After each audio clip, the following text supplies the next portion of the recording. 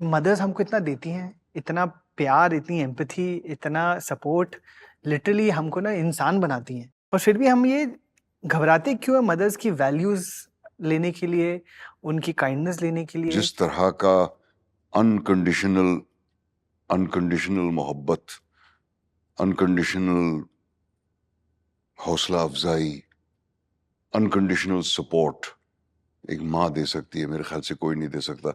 ये लेसन हमें सीखना चाहिए। और मुझे हमेशा, जब मैं परेशान होता था, मैं अपनी अम्मी से ही बातें करता था। बाबा से मेरी कभी बातें हुई नहीं किसी भी विषय पर। मेरी कामयाबी देखने तक वो जिए नहीं, तो कभी भी हमारे बीच जो दरार थी वो कभी भी भर नहीं सकी, जिसका मुझे बेहद अफसोस है। लेकिन बाद में, अब बचपन में भी मैं दारा सिंह की फिल्में जरूर देखता था, लेकिन मुझे मालूम था कि मुझे दारा सिंह जैसा बनना नहीं है। दारा सिंह पसंद आते थे क्योंकि बचपन से ही दारा सिंह एक लेजेंड था जो सबको मालूम था। लेकिन शम्मी कपूर, दिलीप कुमार, देवानंद, बलराज साहनी साहब, ऑल दीज ग्रेट पीपल में दोनों ही सिफतें थीं, मैस्कुलिन एंड फेमिनिन। अगर आप और से देखें, जी, the gentleness, the badmashi, the arrogance of the man, the tenderness of the woman.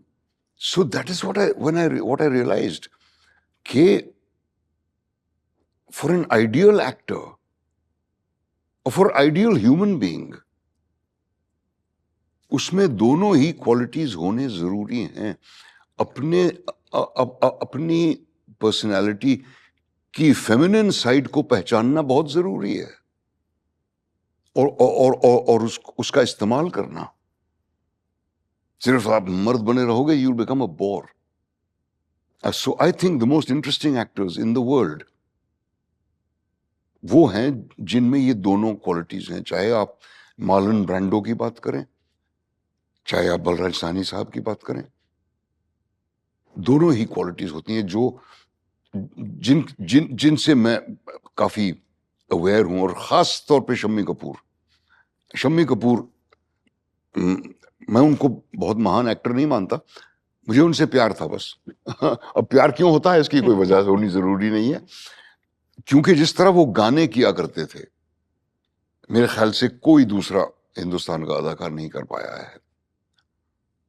और जो एक शरारत थी उनमें, और जो एनर्जी थी उनमें, और ओरिजिनलिटी थी उनमें,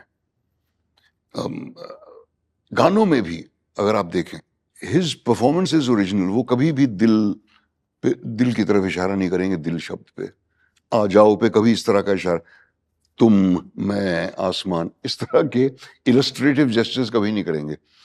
वो कुछ और ही एब्स्ट्रैक्ट सा कुछ करेंगे जो कि बिल्कुल ताल पे बैठता है, विच आई फाइंड इज फैसिनेटिंग, और कोई एक्टर और नहीं कर पाया है।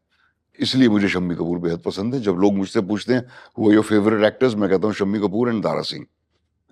तो लोग समझते हैं कि मैं मजाक कर रहा हूँ। मैं मजाक बिल्कुल नहीं कर रहा हूँ।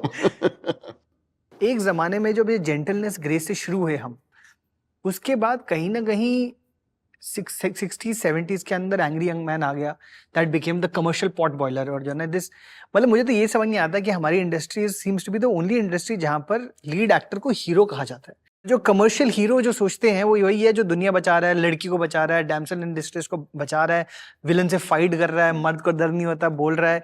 हाइपर मैस्कुलिन अंडरस्टैंडिंग होती है, हीरो तभी होता है if you are that hyper masculine person. Kabir Singh जो सबसे बड़ी हिट गई है अगले पिछले 2-3 साल के अंदर, 300 करोड़, 350 करोड़, बिल्कुल।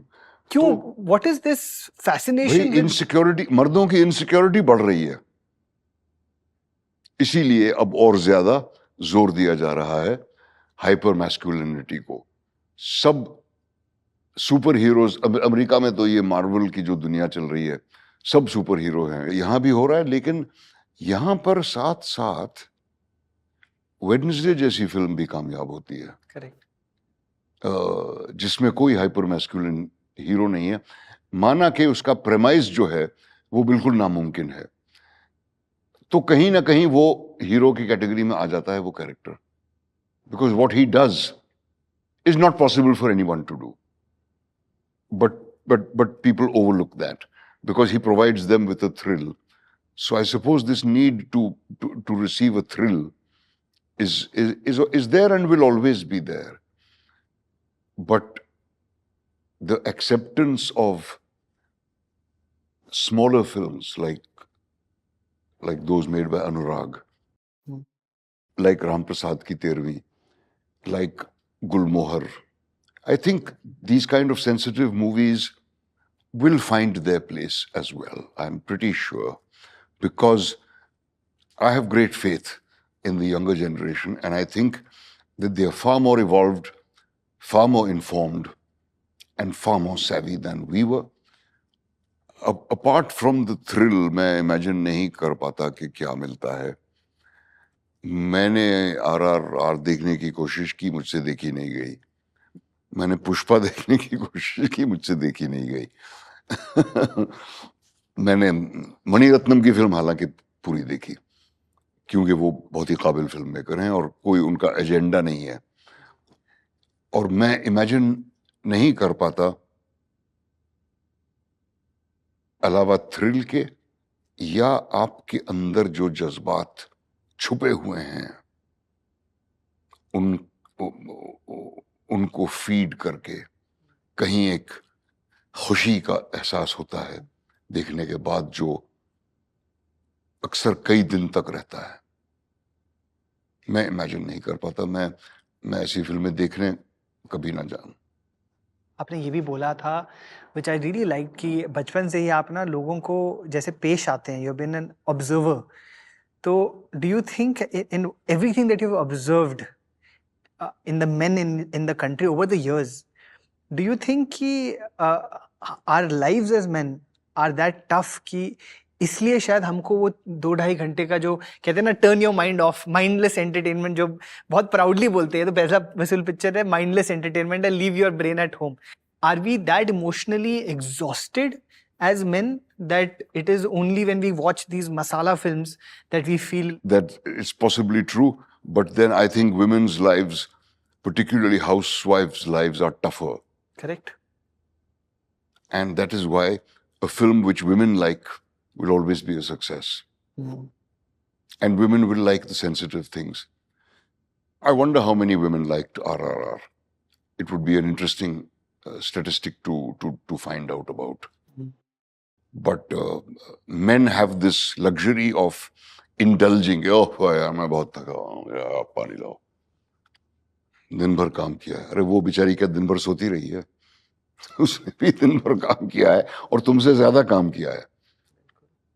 So it's purely an indulgence and nothing else. मैं उन लोगों को बहुत एडमायर करता हूँ जो घर में मदद करते हैं, जो अपनी जिम्मेदारी समझते हैं कि इस घर में मैं भी रहता हूं. इस घर के लिए मुझे भी कुछ करना चाहिए. सिर्फ नौकरी सब कुछ नहीं है. लेकिन नौकरी से आता हूं, ओह बस में आया हूं, अरे भाई ठीक है. मर दो. तो थक क्यों गए? कहीं ना कहीं आपने अपनी ऑटोबायोग्राफी में भी लिखा है कि जब आप बड़े हो रहे थे, आपको एक स्टार बनना था, आपको अटेंशन चाहिए थी, बट जैसे ही आपने पहली 2 पिक्चरें की अपनी, एक आप पे लेबल डाल दिया गया serious actor, you know, and कहीं ना कहीं अपने आप ही इंडस्ट्री ने डिसाइड कर दिया कि आपकी, चाहे आपकी फेस हो या आपकी फिजिक हो, it wasn't suitable. How did you make peace with that? Was it a bitter thing for you? I still haven't made peace with it.